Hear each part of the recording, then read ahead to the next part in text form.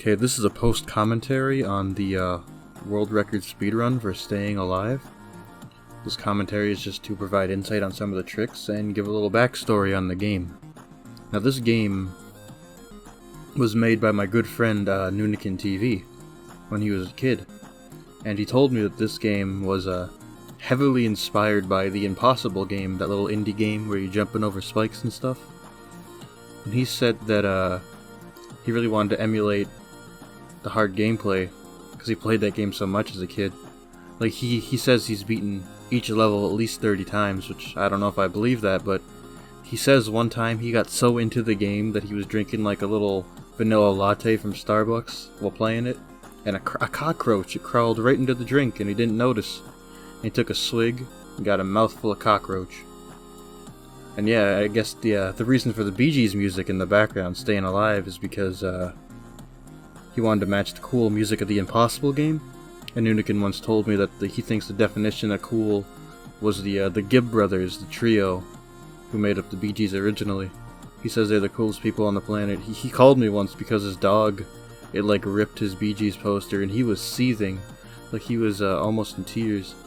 Here's a dumb mistake there I did. My timing was a bit messed up, but hey, it's fine. Yeah, there's not much to say about the game in the first half. The exploits don't really come in till later.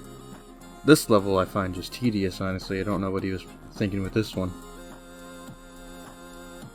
This entire game was made on a program called Game Maker, and we're doing something with that on his gaming channel if you want to see. Well, this is a tricky level. You have to stop frame per... Oh, look at that. Tricky. The only real big mess up I have in this playthrough is on the final boss, where I get a little choked up.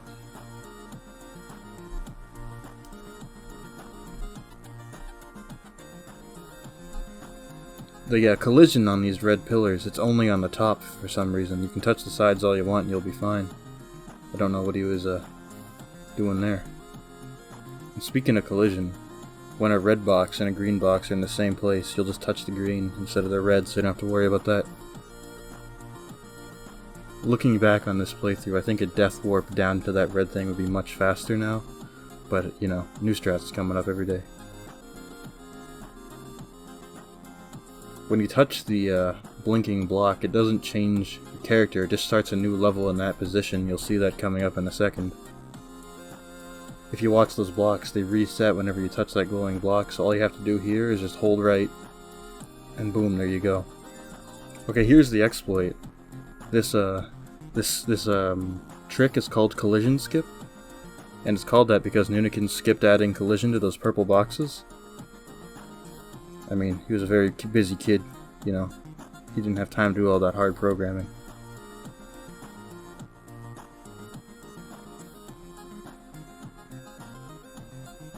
Now this puzzle, again with collision skip, you can skip the entire thing.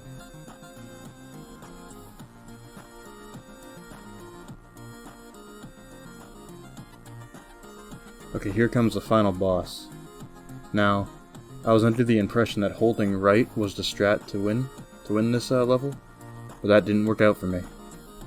And you can see that I struggle a bit and start panicking because, you know, I didn't want to lose this record to Nunikin of all people. I mean, look at him.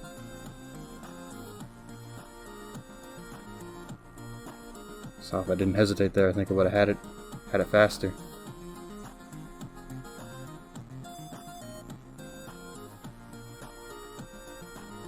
I gotta tell you, my heart was beating out of my chest, thinking, man, I'm gonna have the world record in this game. I'm gonna be so cool. Think about it.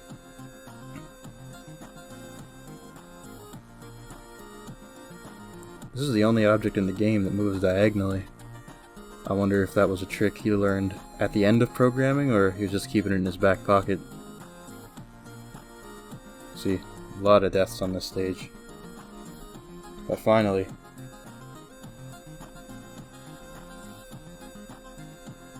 And there it is, a 4:37, the new world record.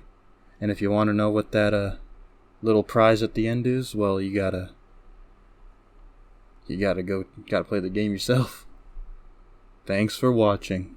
If you want to play the game yourself, like I said, there's a link in the description.